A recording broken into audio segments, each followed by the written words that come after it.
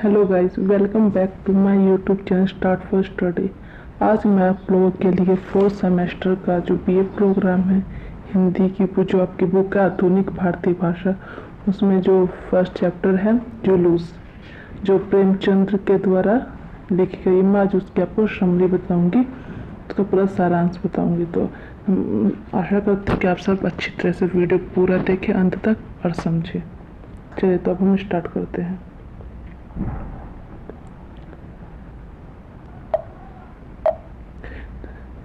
पूर्व स्वराज जुलूस निकलता, क्या निकल रहा था? पूर्व स्वराज जुलूस निकल रहा था। ठीक है। कुछ युवक, कुछ बूढ़े, कुछ बालक, कुछ झड़िया और झंडे लिए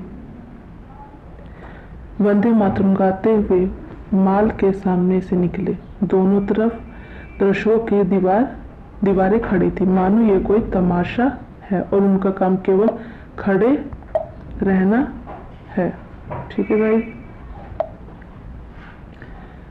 शंभुनाथ जो एक युवक है, वो दुकान की पटरी पर खड़े हुए अपने पड़ोसी दीनदयाल से कहकर काल के मुंह में जा रहे, आगे सवारों का दल मार मार कर भगा देगा। दीनदयाल ने कहा, महात्मा जी भी सठिया गए हैं, जुलूस निकालने स्वराज मिल जाता है तो अब तब कब मिल गया होता। और जुलूस में है कौन लोग देखे लोड़े लफंगे सिर फिरे, शहर का कोई बड़ा आदमी नहीं। मेंकू चिट्ठी और स्लीपरों की माला गर्दन में लटकाए खड़ा था। इन दोनों सेठों की बातें सुनकर हंसा। शंभू ने पूछा, क्यों हंसे मेंकू, आज रंग चोखा मालूम होता है। मेंकू हंसा, इस वजह तुमने कहा कि कोई बड़ा आदमी जुलूस में नहीं है। बड़े आदमी क्यों जुलूस में आने लगे? उन्हें इस स्वराज में कौन आराम नहीं है। बंगला और महलों में रहते, मोटर पर घूमते, साहबों के साथ दावतें खाते, कोई तकलीफ है? मरे तो हम लोग जिन्हें रोटियां का ठिकाना नहीं। बस वक्त कोई टेनिस खेलता हो, कोई चाय पीता हो, कोई ग्रामोफोन लिए गाना सुनता हो, कोई पारिक की सैर करता होगा, यहाँ आए पुलिस के कोड़े खाने के लिए। तुमने भी भली कही शंभू, यह तुम ये सब बातें क्यों समझोगे मेंकू? जिस काम में चार बड़े आदमी अगुआ होते हैं, उसकी सरकार पर भी धाक बैठ जाती है।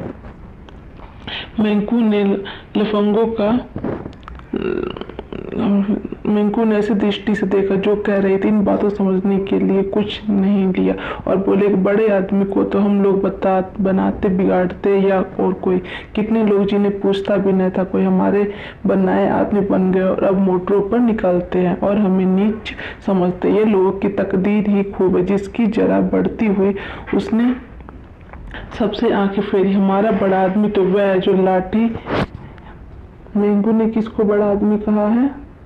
जो लंगोटी बांधे नंगे पांव घूमता है, जो हमारे दशा को सुधारने के लिए जान हथेली पर लिए फिरता है, जो हमें किसी बड़े आदमी की परवाह नहीं। सब पूछे तो इन बड़े आदमियों ने हमारी मिट्टी खराब कर रखी है। इन्हें सरकार ने कोई अच्छी सी जगह दे दी, बस उसका दम भरने लगे। दीनदयाल कहता है, नया दरोगा बड़ा जल्लाद है, चौरास्ते पर पहुंचते ही हंटर लेकर पील पड़ेगा, फिर देखना सब कैसे दुम दबाकर भाग जाते। जुलूस स्वाधीनता की नशे में चौरास्ते पर पहुंचे। उसने सवारों पर सिपाहियों का एक बड़ा टोका खड़ा देखा। सहसा दरोगा बीरबल, दरोगा कौन है?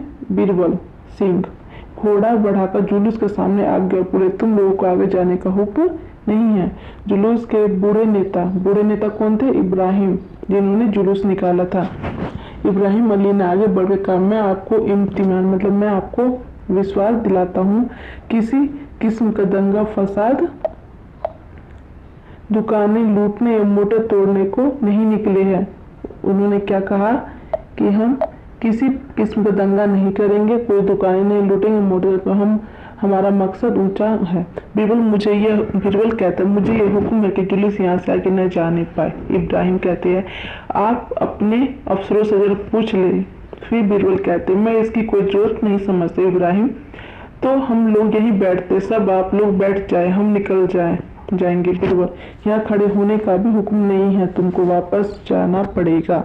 इब्राहिम ने गंभीर भाव से कहा, वापस तो हम नहीं जाएंगे। आपको या किसी को भी रोकने का कोई हक नहीं। आप अपने सवारों, संगीनों, बंदूकों के जोर से हमें रोकना चाहते हो तो रोक लीजिए। अगर आप हमें लौटा नहीं सकते, न जाने वह दिन कब आएगा जब हमारे ऐसे हुक्म तालीमों पर साफ इनकार कर दें। उनकी मंशा महज गुलामी की जंजीरों पर। बीरबल ग्रेजुएट। बीरबल कौन था? इंस्पेक्टर पुलिस दरोगा। वो ग्रेजुएट था, उसका बाप सुप्रीम पुलिस था। उसी नस नस में रोब भरा हुआ था। अफसरों की दृष्टि, खड़ा सम्मान, गोरा चिट्टा, नीला रंग, आंखों तेजस्वी पुरुष था। शायद जिस वक्त वह कोट पहनकर ऊपर से हैट लगा लेता वह भूल जाता है कि वह यहाँ रहने वाला शायद वह अपने को राज्य करने वाली जाति का अंग समझने लगता है। मगर इब्राहिम के शब्दों में जो तिरस्कार भरा हुआ था उसने जरा देर के लिए उसे लज्जित कर दिया, पर मुआवला नाजुक था। जुलूस को रास्ता दे देता है तो जवाब तलब हो जाएगा, वही खड़ा रहने देता है तो यह सब न जाने कब तक खड़े रहेंगे। संकट से पड़ा हुआ उसने डीएसपी को घोड़े पर, किसने डीएसपी का देखा? बीरबल ने। यह सोच विचार का समय नहीं था, यह मौका था कारगुजारी दिखाने का। मीन्स अपना क्या कहते हैं उसको, ताकत दिखाने का। उसने कमर से बेल्ट निकाल ली और घोड़ों को एक एड लगाकर जुलूस पर चढ़ाने लगा। उसने क्या किया? अपने कमर से बेल्ट निकाला और घोड़ों के द्वारा लोगों के ऊपर चढ़ने लगे। उसके सिर पर एक बेटन ऐसे जोर से उन्होंने इब्राहिम के सर पर ऐसे एक बेल्ट मारी वो तिलमिला उठे, खड़ा न हो सका, फिर सिर पकड़कर लेट गया। उस वक्त दरोगा जी घोड़े पर दोनों पांव उठाए जमीन पर बैठा हुआ इब्राहिम टापू के नीचे आ गया। जुलूस तब तक शांत था, हाजिर पर इब्राहिम को गिरते कांध में उठाने के लिए लपके में कोई आगे न बढ़ सका। उधर सवारों के डंडे बड़े निर्भयता से पड़ रहे थे। लोग हाथों पर डंडों को रोकते थे और अविचलित रूप से खड़े थे। हिंसा के भावों से प्रभावित न हो जाना उसके लिए प्रशिक्षण कठिन हो जाता है। जब आघात और अपमान की सहना तो स्वीकार को पार करना चेष्टा। लोगों को ख्याल आया शहर के लाखों आदमियों की निगाह हमारी तरफ हुई है, यहाँ से झंडा लेकर हम लौट जाए तो फिर उस मुंह से आजादी का नाम लेंगे। मगर